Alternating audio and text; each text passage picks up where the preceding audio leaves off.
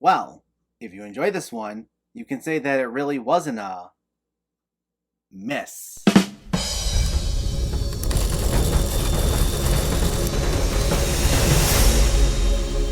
What's going on, everyone? Welcome back to my channel. I still haven't discussed Miss Marvel, and I want to talk about it before getting into the next MCU show. So today, we're going to talk about it, because as always, better late than never. Before we begin, let me know in the comments what your thoughts on the show were, if you already saw it, or if you were planning on seeing it, and make sure to hit that thumbs up button if you like these reviews, as it helps me out immensely by getting my content out there. And if you're new here, I hope you consider hitting that subscribe button so you can stay up to date with more movie and TV related content like these Marvel reviews on a near daily basis. But let's not waste any more time and let's talk about Miss Marvel. This stars Iman Vellani as Kamala Khan, a superhero with an imagination, particularly when it comes to Captain Marvel. Kamala feels like she doesn't fit in a school and sometimes even at home. That is, until she gets superpowers like the heroes she's looked up to. This was created by Bisha K. Ali and it premiered on Disney Plus back in June, with this being the 6th Disney Plus series part of the MCU. Now, when it comes to these shows, they've been a bit hit and miss for me. I appreciate that we've been getting introduced to all these new characters and we're continuing stories with other beloved characters, and they've explored a fairly wide range of genres. WandaVision was more of a surreal thriller at first, Hawkeye was a buddy comedy, Loki was a bit of a detective show at times, and they all retain that distinct MCU feel, but we've gone in a few different directions with them, so I appreciated that. However, all that being said, I haven't really loved too many of these shows. My two favorites were WandaVision and Hawkeye, but the most recent one before this, Moon Knight, wasn't exactly up there for me as one of the better MCU projects altogether. And that was the case for some of the other shows as well, so I'm starting to be a bit weary when it comes to these projects. There are a few I'm still really excited for, but still. Though, thankfully, this winds up being a huge breath of fresh air. I had a good time with this one, and while it's not one of my all-time favorite MCU projects, which we'll get into, I'd say it's so far one of the better MCU Disney Plus projects. After the very dour Moon Knight, this swings in the total opposite direction, playing out in the vein of a classic Disney Channel teen show, but adding a superhero twist to it. And I like how we reached the point within the MCU where they are actually starting to explore the fandom surrounding these characters. When we're introduced to Kamala, we actually see her going to a convention called AvengerCon, which is exactly what you think it would be. We were seeing bits of this fandom a little bit, like in Thor Ragnarok and Avengers Endgame. You have fans coming up to Thor or the Hulk to take selfies with them. There'd be these little gags like that all throughout the MCU, but this is a little more full-blown with it, similar to how we explored Kate Bishop being such a big Hawkeye fan in that show. And I know this is something that just carries over from the comics, as Kamala, even in there, is such a huge comic book fan, but it does give this a bit of a meta feel in the way that the fandom surrounding the characters in-universe reflects the fandom that surrounds the MCU as a whole, as it's currently the biggest movie franchise to date, and each of these movies are always guaranteed to be huge draws, and the shows always do well on Disney+. And Iman Vellani is just a perfect fit for this role. She has such an infectious energy, especially since she shares a lot of that same love for comic books and superheroes with Kamala. If you watch interviews with her, she's very precise with a lot of the little details when it comes to comparing the character in the comics versus the show, as well as when comparing the universe between the comics as well as the various projects. So she knows what she's talking about, but she's an absolute delight here, and if nothing else, she really carries this. And with the show exploring coming-of-age storylines, such as how Kamala feels like she doesn't quite fit in and she's trying to find her place in the world, all that, along with her being such a huge comic book fan, it makes her an incredibly relatable protagonist. And it's great because even though characters like Captain Marvel and Miss Marvel fit more in line with the cosmic side of the MCU, this is a great exploration of that side, as it hones in a lot more how you feel when you see something that you once thought was impossible made possible. There's a great sense of wonder and awe that you don't always constantly see in some of these MCU projects, especially as we start reaching a point where a lot of characters are already established and you can just jump into a new project, focus on them, and get right into things. And I liked how it struck a nice balance between that wonder and awe, along with its family drama. It's some of the usual tropes of the strict, overprotective parents who try limiting what Kamala does, where she has to ask for their permission for something as simple as going to AvengerCon. But there's some nice emotional depth in the way in which this is explored, as we see how Kamala's dreams come true and her potential is acknowledged. But her mother in particular doesn't necessarily accept it as a good thing, as she wants to keep her away from all that due to some family history that we get into.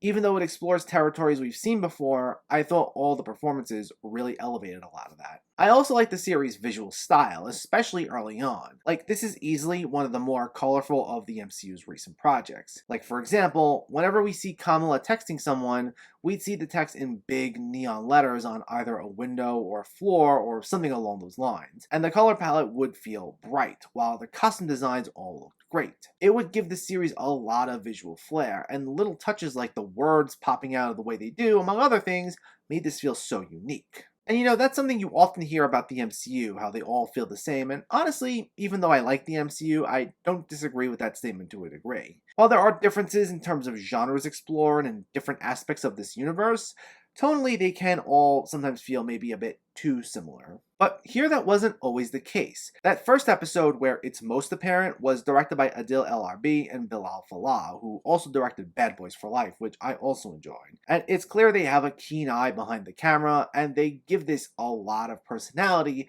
through their visual choices. So I hope we either get a series that's fully directed by them or even a movie. And I enjoyed the series overall for its great visuals, performances, and its overall sense of charm. The breezy, mostly lighthearted approach it took is always something I can get behind. I know a lot of people would rather their superhero movies and shows be dark, gritty, and super edgy, and while I've enjoyed my fair share of those sorts of projects, I'll always take something that's meant to be fun the way this is any day of the week. Though I'd say, despite all that I liked about this, my enjoyment of this didn't quite reach the heights of deeming it like one of my absolute favorite MCU projects of all time or anything. It's definitely one of the better Disney Plus Marvel shows, but when stacked against everything else, the movies included, it's not like an all-timer or anything. When I saw the first few episodes, I thought we were on the way for that to be the case, because I was having an absolute blast with it at first. But while I think that there is still that consistent sense of charm, and there were a lot of distinct visuals that gave this a much more unique identity, I do think that some of those more distinct aspects get lost slightly as the series goes on. Now, there are quite a few MCU projects between some of the movies and the shows where they'll start off feeling like something completely different from all the other MCU projects, but then by the third act, it devolves into a very generic, massive, CGI-heavy final battle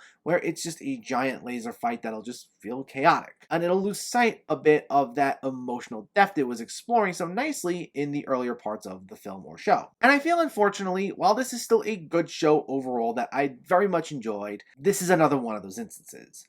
Visually, it would still look nice, but the show would move further and further away from those unique touches, like the way that text would appear as it went on. And those last few episodes especially feel a lot like your typical MCU third act, especially those in a lot of the more recent projects. Now again, that charm's still there, and Iman Vellani continues to crush it each and every time. I don't really dislike any episode, and it's entertaining overall, and I'm looking forward to where things are headed for this character, as we'll see her return in the Marvels next year. But to be honest, that very unique sense of style it had to it, and the way it balanced out a lot of that wonder and awe with such great family drama, it does get a little lost in these very chaotic battles. And it's with villains who, quite frankly, just aren't all that memorable, if I had to be quite honest. You have two sets of villains here. You have the Department of Damage Control, who tried detaining Kamala when they see that she gained powers, with Ariane Moayed returning as the lead agent to also try arresting Peter Parker in Spider-Man No Way Home. And then on top of this conflict, you have the Clandestines, who are these otherworldly beings that claim they were exiled from a different dimension, and they try forcing Kamala to help them get back to their world. Both sets of conflicts were, at best,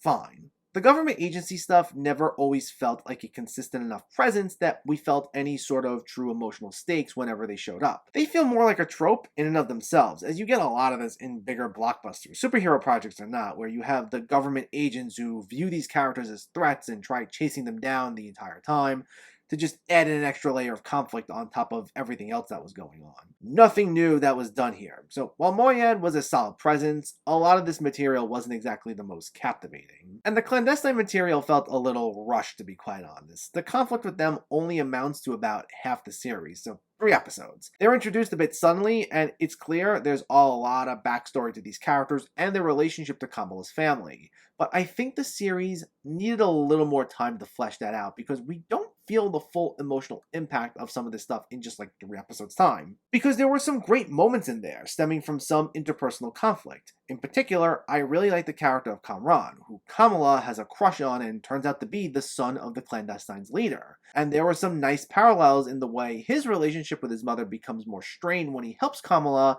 instead of forcing her to help the clandestines out like she's trying to.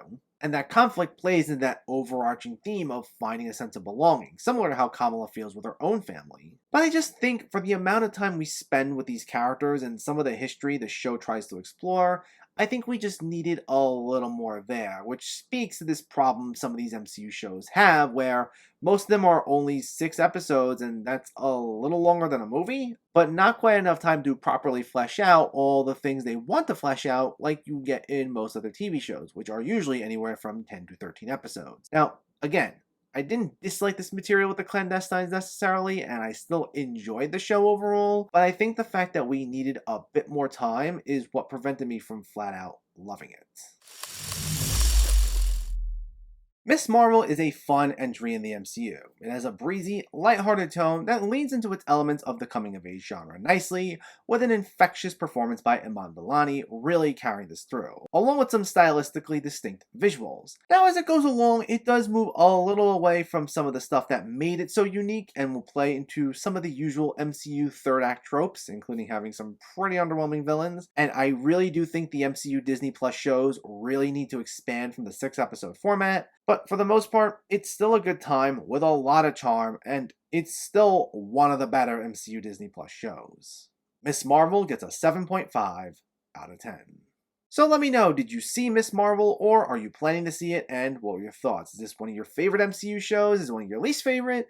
Let me know in the comments below so we can discuss. Also, if you enjoyed this video, please give it a like and share it, and for more movie reviews and film discussion, please make sure to hit that subscribe button to stay updated. Thanks for watching, everyone, and keep having fun with film and TV.